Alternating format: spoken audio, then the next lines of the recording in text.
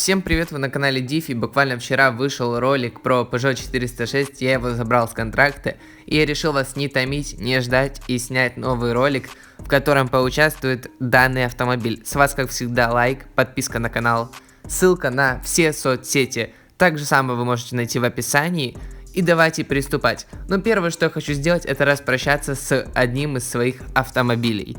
Да, мне придется продать кое-какой автомобиль. В принципе, он мне не нужен, так как уже выйдет совсем скоро новый топ для этого класса.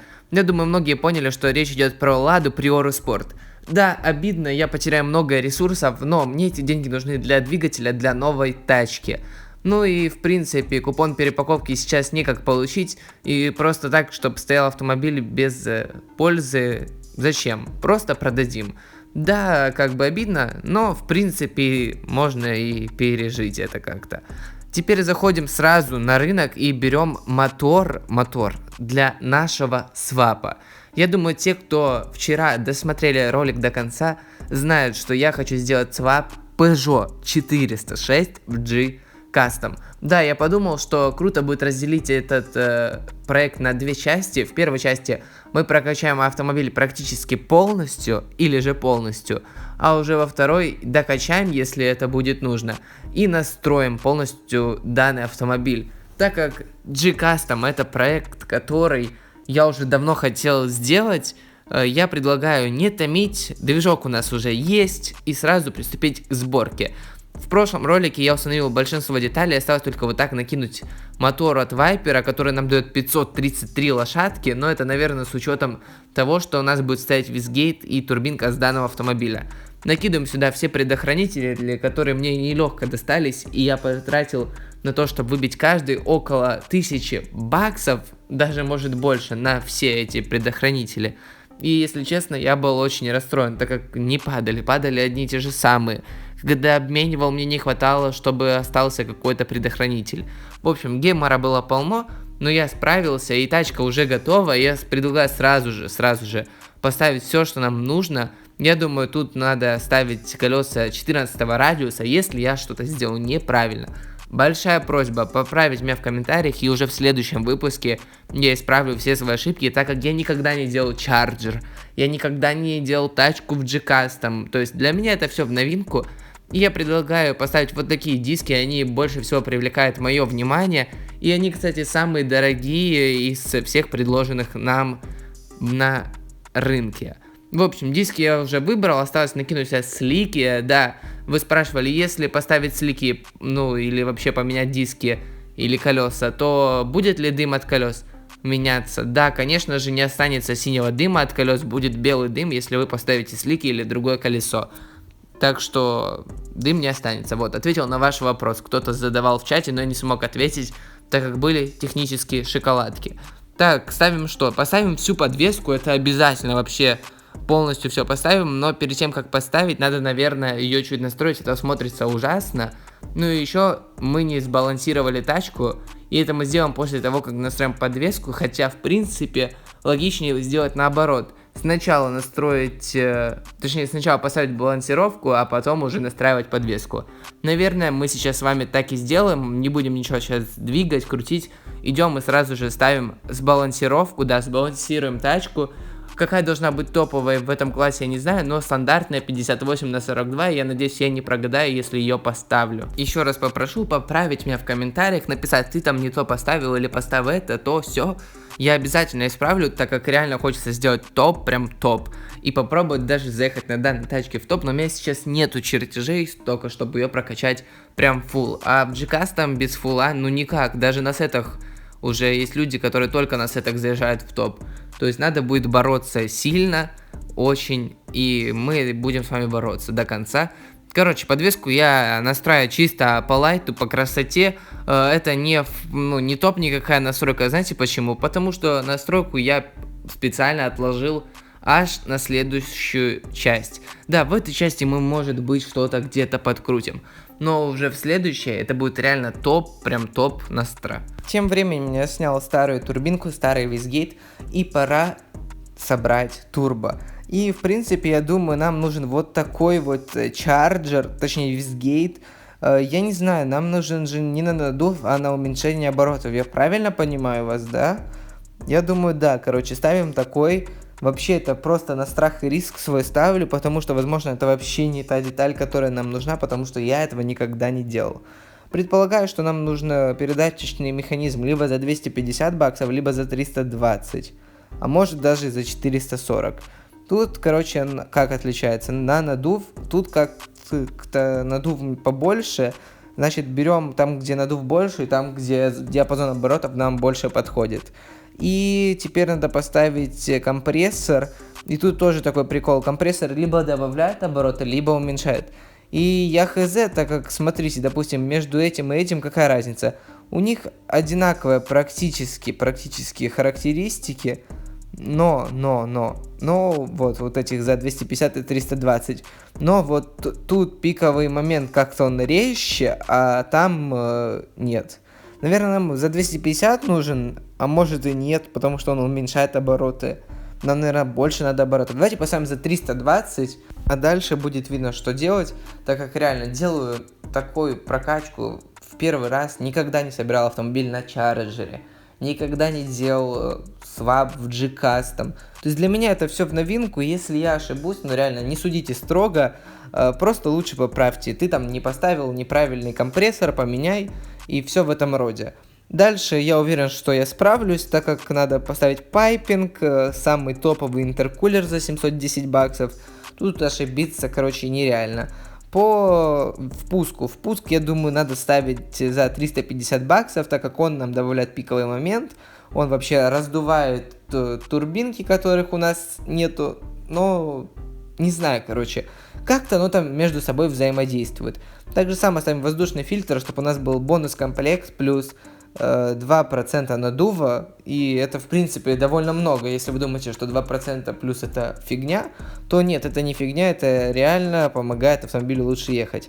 Сразу же накидываем сюда чип EQ800 за 427 тысяч монет и поставим коробку передач The Tuning 3 и одна главная пара, 4-ступенчатая коробка.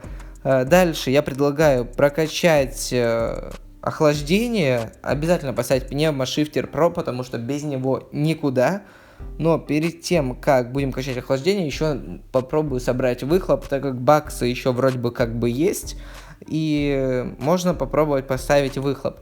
Выхлоп ставлю дефолтный, как всегда, на любой моей тачке. Обычная баночка за 250 баксов, самый топовый пламя-гаситель, ну и паук за 230 баксов. То есть стандартный мой наборчик, устанавливаю сейчас выхлоп, потом нам надо докачать подвеску, прокачать кузов, еще к движку вернуться, так как без охлаждения тачка никуда не поедет. Не знаю, за что и хвататься, в принципе. Наверное, пойдем в подвеску и доставим полностью всю подвеску, так как пневмоподвеска нам тоже нужна.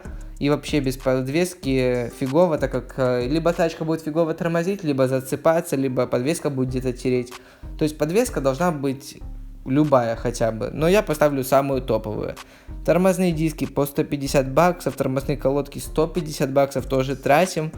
Это по одному комплекту, получается, да, один комплект на заднюю ось и на переднюю. Получается 600 баксов минус. И, конечно же, я поставил пневму, самую лучшую, которую мог выбрать, которая опускается до минус 120, так как это считается топовым значением, и чисто из-за этого я его и поставил. В принципе, что? Подвеска готова, выхлоп готов, турбо готово, осталось прокачать движок. Ну, что прокачивать будем в двигатель? Начну я, конечно же, с распредвала, но помимо распредвала обязательно поставлю радиатор. Распредвал ставим верховой гоночный за 820 баксов, ну а как иначе? Экономить нельзя на данном автомобиле, так как этот автомобиль реально достойный, реально интересный. Сама тачка, сам двигатель, который в ней стоит. И сделать что-то не так для нас это дорогая ошибка, так как контракт закончился и тачку уже нигде не сможете вы получить, пока ее не добавят в эксклюзивный автосалон, ну или же в банк добавит и придется донатить, но я бы на вашем месте не донатил. В принципе, радиатор, масляные форсунки, это все готово. Также я прокачаю еще вот так по чуть-чуть каждую деталь, ячейку. Вот 4 ячейки мы прокачаем в следующей части и поставим тогда уже распредвал в следующей части. А пока вернемся к кузову и поставим все облегчения, которые возможно. крышу алюминиевую, капот, багажник, корпус, ну, кузов. И, наверное, поставим растяжки и антикрыло. Потому что менять пороги, обвесы я не вижу смысла. Да, вы, кстати, мне написали, что порог GT влияет на то, что будет ли или не будет вот эти вот воздухозаборники.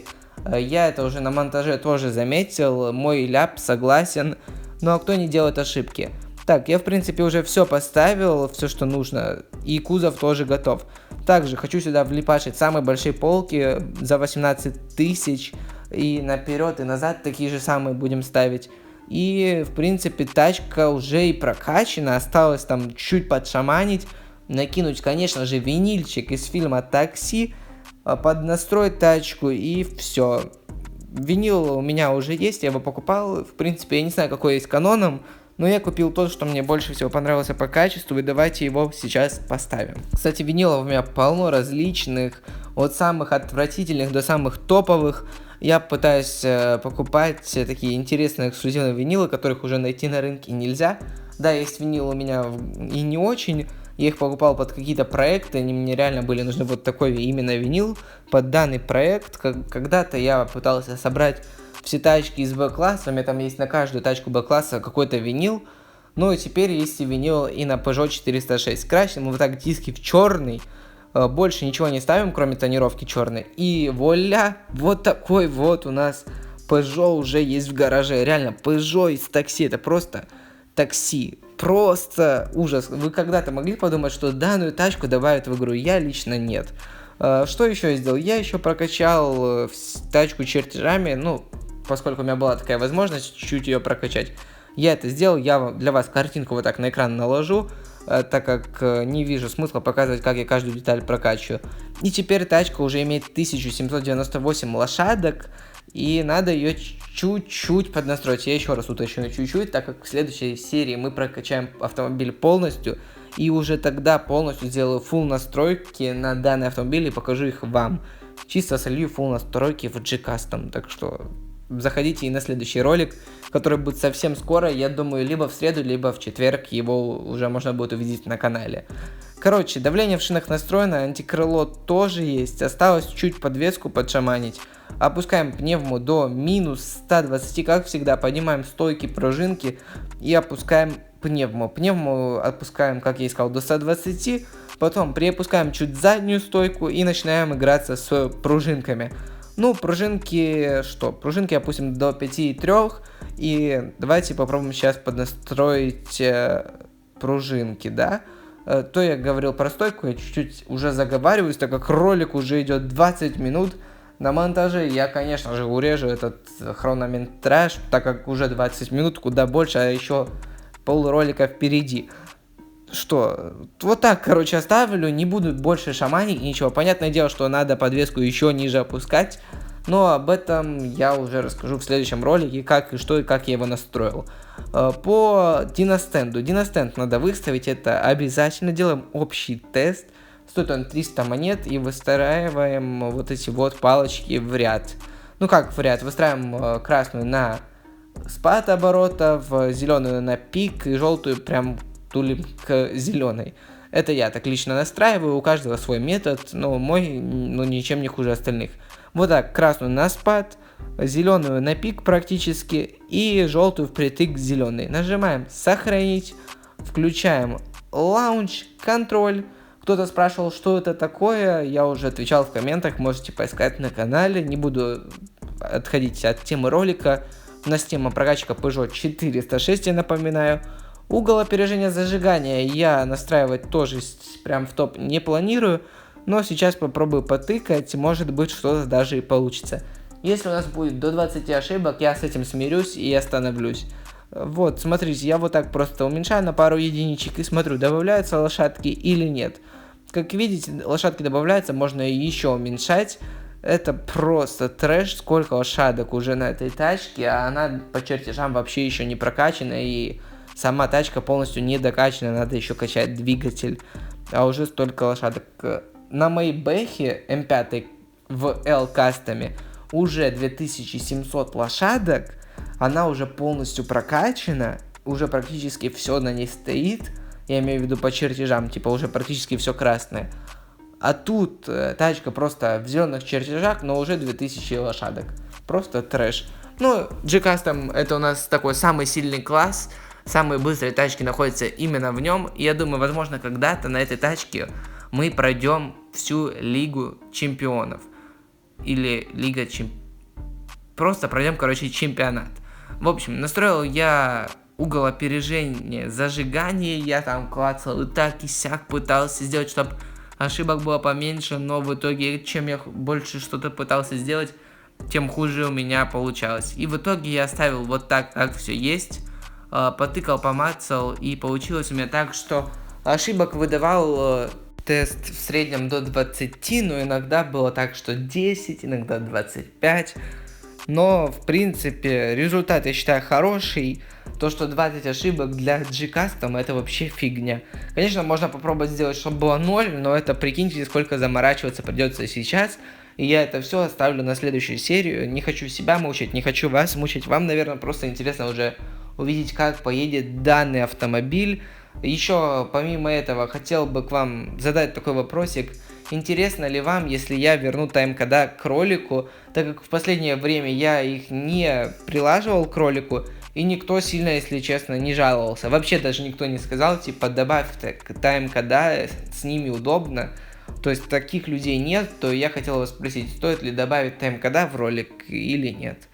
Делаем тестовый заезд и посмотрим, к чему привела наша прокачка. Свап в G-Custom, прокачка чертежами. Греем резину и интересно увидеть результат. Резину прогрел четко. Переключаться я, честно, не знаю, как тут надо. Но в принципе, тачка-то поехала, да, нормально едет. Но, как видите, коробку надо настраивать, так как она у нас уперлась в определенный диапазон оборотов. Время 10 секунд 88 сотых. Скорость на финише 380 км в час. И это значит, что данный ролик подошел к своему логическому завершению. Следующая часть в ближайшие дни. С вас, как всегда, лайк, подписка на канал. С вами был Дифи. Всем пока-пока.